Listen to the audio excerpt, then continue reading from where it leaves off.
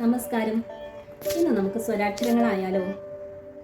ഇതിനു മുൻപ് നമ്മൾ പറഞ്ഞ ഉച്ചാരണ സ്ഥാനങ്ങളെക്കുറിച്ചും ശ്വാസത്തിന്റെ ഗതിയും ഒക്കെ ഒന്ന് മനസ്സിൽ ഓർത്തുകൊണ്ട് ഈ വീഡിയോ പോസ് ചെയ്ത് എല്ലാവരും ഒന്ന് സ്വരാക്ഷരങ്ങൾ ഉച്ചരിച്ചു നോക്കൂ. ശ്വാസനാളത്തിൽ നിന്നും വായു വളരെ സുഗമമായി ഉച്ചാരണ സ്ഥാനങ്ങളിൽ ഒന്നും തന്നെ നാക്കുകൊണ്ട് തട്ടിത്തടയാതെയാണ് വായു ബഹിർഗമിക്കുന്നത്. വളരെ എളുപ്പം നമുക്ക് ഉച്ചാരണ സാധ്യമാണ് സ്വരാക്ഷരങ്ങൾ. ഈ സ്വരാക്ഷരങ്ങളിൽ ഹ്രസ്വങ്ങളുണ്ട്, ദീർഘങ്ങളുണ്ട്. ഹ്രസ്വം എന്ന് പറയുന്നത് ആ, ഇ, ഉ തുടങ്ങിയ അക്ഷരങ്ങൾ.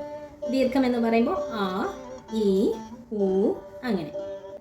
സ്വരാക്ഷരങ്ങൾക്ക് ഉച്ചരിക്കാൻ മറ്റ് അക്ഷരങ്ങളുടെ സഹായം ആവശ്യമില്ല. നേരെ മറിച്ച് വ്യഞ്ജനാക്ഷരങ്ങൾ ഉച്ചരിക്കുമ്പോൾ നമുക്ക് സ്വരസഹായം ആവശ്യമാണ്. ഇത് വ്യക്തമാകണമെങ്കിൽ നമുക്ക് ആദ്യം വർണ്ണം എന്താണെന്ന് പറയണം. ഒരു ഭാഷ സംസാരിക്കാനുള്ള ഏറ്റവും അടിസ്ഥാനപരമായ ശബ്ദമാണ് വർണ്ണം. സ്വരാക്ഷരങ്ങളെല്ലാം തന്നെ വർണ്ണങ്ങളാണ്. നേരെ മറിച്ച് വ്യഞ്ജനാക്ഷരങ്ങളിൽ ക ഉദാഹരണമായി എടുക്കാം. ക എന്ന അക്ഷരം ക എന്ന വർണ്ണവും ആ എന്ന വർണ്ണവും കൂടിച്ചേരുമ്പോഴാണ് ക ഉണ്ടാകുന്നത്. ക എന്ന് പറയുമ്പോൾ കായുടെ മുകളിൽ ചന്ദ്രക്കല അല്ലെങ്കിൽ അർദ്ധവൃത്തം ചേർക്കുന്നതിനാണ് ക എന്ന് ഉച്ചാരണം വരുന്നത്.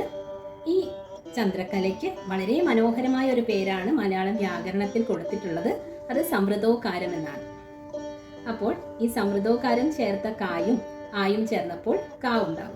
അതുപോലെ എല്ലാ വ്യഞ്ജനങ്ങളും കൂടാതെ ക, കാ, കി, കി എന്നുള്ള ഉച്ചാരണം നമുക്ക് അങ്ങനെയുള്ള അക്ഷരങ്ങൾ നിർമ്മിക്കണമെങ്കിൽ നമുക്ക് സ്വരസഹായം, സ്വരചിഹ്നങ്ങളുടെ ആവശ്യമുണ്ട്. കി എന്ന് പറയുന്നത് ക അധികം ഇ ആണ് കി. കു ആണെങ്കിൽ ക അധികം ഉ ആണ് കു ആയി മാറുന്നത്. ക എന്ന വർണ്ണം അത് ഇംഗ്ലീഷിൽ നമ്മൾ ഉച്ചരിക്കുമ്പോൾ അത് കെ എന്നുള്ള ആൽഫബറ്റാണ്.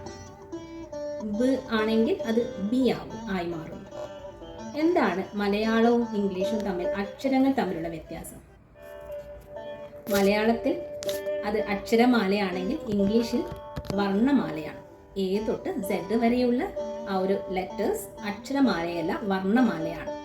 കുട്ടികൾക്കൊക്കെ പറഞ്ഞു കൊടുക്കാം. അതുകൊണ്ട് തന്നെ ഇംഗ്ലീഷിൽ വരുന്ന സ്പെല്ലിംഗ് എന്ന് പറയുന്ന വർണ്ണ നിയമ ക്ലേശം നമുക്ക് മലയാളത്തിലില്ല. ഇംഗ്ലീഷ് സ്പെല്ലിംഗ് പഠിക്കുമ്പോൾ ഒരു പദം ഉച്ചരിക്കുമ്പോൾ ഒരു തൊട്ട് മുന്നേയുള്ള വർണ്ണത്തിനും പ്രാധാന്യമുണ്ട്.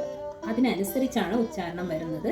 ചില ആൽഫബറ്റ്സ് സൈലന്റ് ആയിട്ട് അങ്ങനെ പോകുന്നുണ്ട് ഇംഗ്ലീഷ് ഉച്ചാരണത്തിൽ. നേരെ മറിച്ച് മലയാളത്തിൽ ഓരോ അക്ഷരവും വ്യക്തമായി ഉച്ചരിച്ച് വേണം മലയാളം പദം ഉച്ചരിക്കാൻ.